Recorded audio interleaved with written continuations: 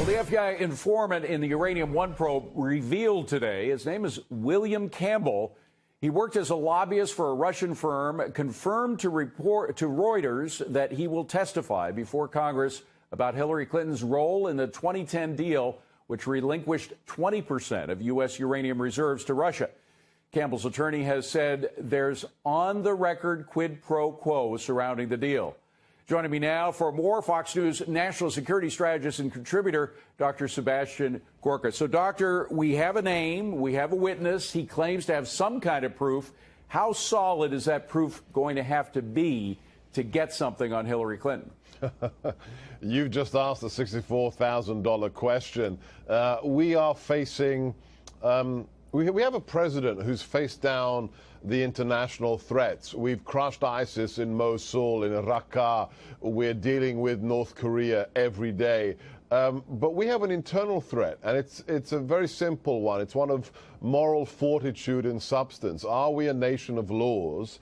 And is there anybody who is above the law? Is Hillary Clinton and really her criminal cartel of decades above the law or not? The idea that we had James Comey cook the books before the investigation was finished on Servergate, the idea we now know from within the FBI that her case was given special treatment, sealed off from other FBI agents at the highest level.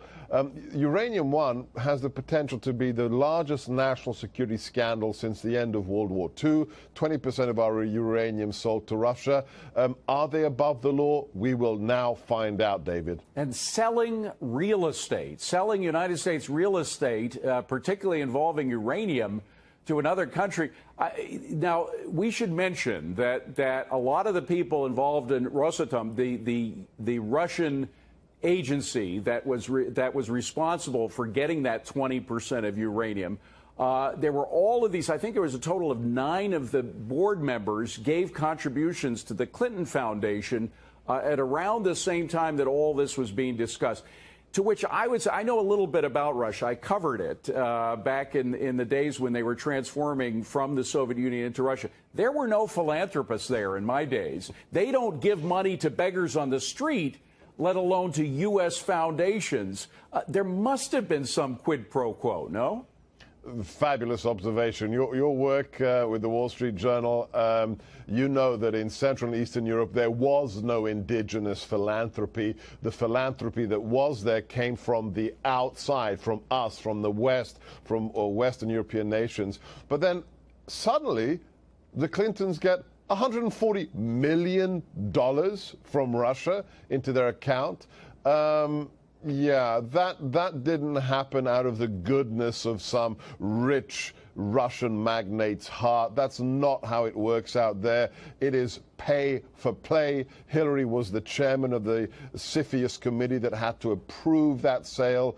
We have legislation on the books, David, that requires that America is not dependent on anybody else for our uranium. By law, we must be independent. She said, no need, let's sell 20% of it to Vladimir, my buddy. Well, even, by the way, if you were to accept the deal as an honest deal, which a lot of people doubt, it was the uranium was not supposed to leave the U.S., although apparently some did. Some was sent up to Canada, from which it was then sent over to Europe. Not only that, yes, we now know that we were lied to. The American people were lied to, that it wouldn't be sold to foreign powers, which it was. More importantly, when the decision was taken by Hillary and other members of the Obama administration to sell this uranium, that deal was under investigation by the FBI because of the corruption occurring inside America, the people being paid off, that trucking company. This was a federal investigation that shouldn't even have got to that decision-making body as it was being investigated, but it did, and it was approved thanks to Hillary. Now, some people say that the particular FBI investigation didn't necessarily have to do with the Uranium One deal. However, it showed this climate of corruption that surrounds an institution. The guy who was finally sent to jail was in charge of the U.S. operations of uranium deals with Russia. That was his purview. That was what he was in charge of. And for him to be sent to jail for bribery, kickbacks, et cetera, you name it, shows that there was a climate of corruption surrounding a company that we sold 20% of our uranium to. That argument that these things are disconnected simply does not hold water. How do we know that? We have now this email, thanks, I believe, to Judicial Watch, from Loretta Lynch, threatening Mr. Campbell, threatening this informant, saying, if you don't keep to your non-disclosure agreement, I will get you imprisoned. We have an acting AG threatening an American citizen to keep your mouth shut about what you know about the uranium deal. So that is that's pretty damning evidence. There's a major development at this hour regarding the Russia investigation. CNN learning that special counsel Robert Mueller's investigators have issued a subpoena to President Trump's election campaign. Investigators requesting documents and emails from more than a dozen officials that include a variety of terms related to Russia. Pamela Brown is out front. And Pamela, what are you learning about what Mueller's investigators are looking for, these new search terms? Right. So we have learned that Robert Mueller's team has issued a subpoena to the Trump campaign for Russia-related documents, expanding the search terms. This is according to a source speaking to my colleague Gloria Borger. The source described it as sort of a cleanup subpoena. We know the Trump campaign has handed over a wealth of documents that it has already handed over to the committees. And so apparently Robert Mueller's team felt like they needed more information beyond what was handed over initially. And so that is why the subpoena was handed over, we're told. Now, the lawyer for the campaign did not respond to this, but we should note, just for context here, Robert Mueller's team has handed over, has handed out lots of subpoenas throughout this investigation, and so it's not exactly unusual that a subpoena has been issued to the Trump campaign for these additional records, but it is certainly showing that, look, they have a lot of interest beyond what has already been handed over. In fact, this is such a wide subpoena, sort of wide-ranging subpoena, that the source my colleague spoke to said it could take months for them to turn over all of these documents. Aaron. And Pam, I want to ask you about the president's son-in-law, Jared Kushner. He is again being accused of withholding crucial information from Senate investigators. Information that includes emails from WikiLeaks, a quote, Russian backdoor overture and dinner invite, and a source connected to the infamous dossier. I mean, these are things that when you hear them, you think these are very relevant, very significant documents, but Kushner did not originally disclose them. Right. In fact, there have already been 2 document productions from Kushner's side, and they didn't include the sort of laundry list of documents that was released today by the Judiciary Committee. And the missing documents include these communications related to Michael Flynn, as you know, the former national security advisor, including documents about his firing and his registration as a foreign agent. It includes documents about Kushner's security clearance. You'll recall, Aaron, Kushner had to update his security clearance form 3 times to include his meetings with foreign entities, including Russians, and he was widely criticized for that. Kushner's people claim it was a clerical error, but investigators want to know more about that. The committee also asking for an email chain that we know involved Donald Trump Jr. related to his direct messages with WikiLeaks, in which Kushner then forwarded on to Hope Hicks. The committee said that Kushner didn't hand it over, along with communications with Sergei Milian, a Russian businessman who is reportedly believed to be Source D in the dossier. The committee says Kushner was copied on some of those emails with Milian, but hasn't turned those emails over. So there's really a list here that Kushner's team is being asked to hand over. His attorney did release a statement saying that they plan on, continuing to work with the committees, that they've had a good working relationship, and they'll continue to hand over documents. All right. Thank you very much, Pamela. I'm just writing down this list here of all the things she says they want from Jared Kushner he failed to hand over.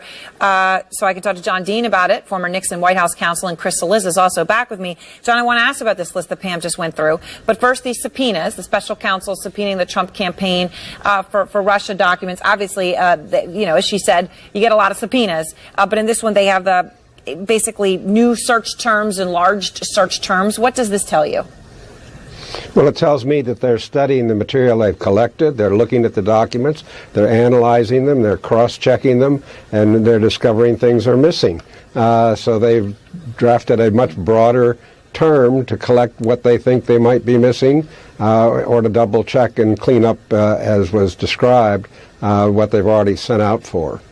And Chris, of course, the president, the White House, all adamant they were not working with Russia during the campaign. How concerned should they be when you are at this point? You are getting more subpoenas for more search terms related to Russia. And I'll just throw one other thing in there, Aaron. How about Sarah Sanders today saying, yes, the president believes that this is a conspiracy between Democrats, and that Russia and the Democrats are the ones who actually conspired together.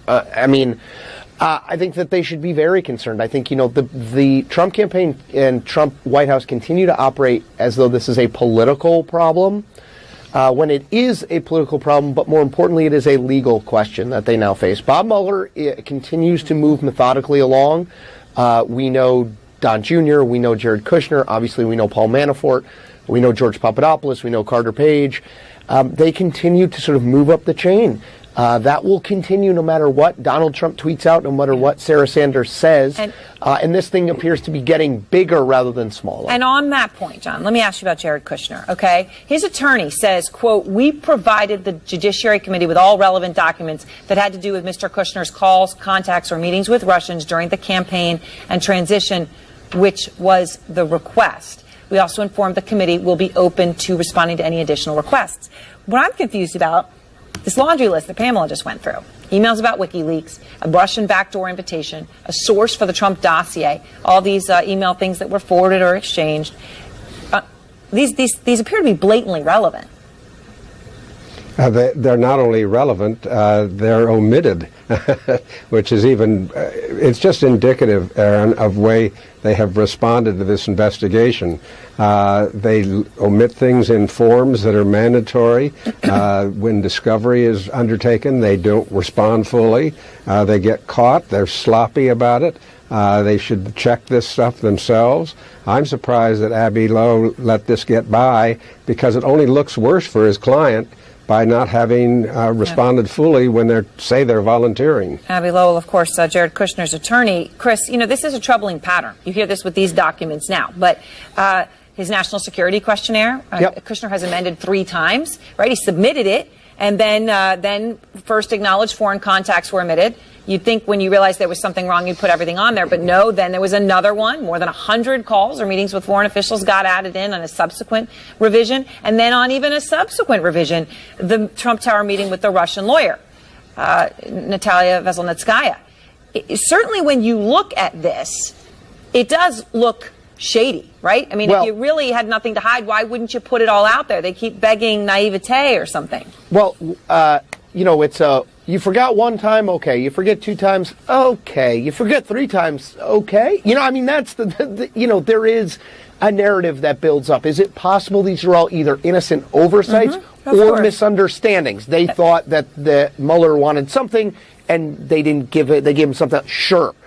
It's just the more it happens, the more it looks like a pattern, and it doesn't take sort of a conspiracy-minded person to connect those dots. All right. Thank you both very much. Thank you. And now.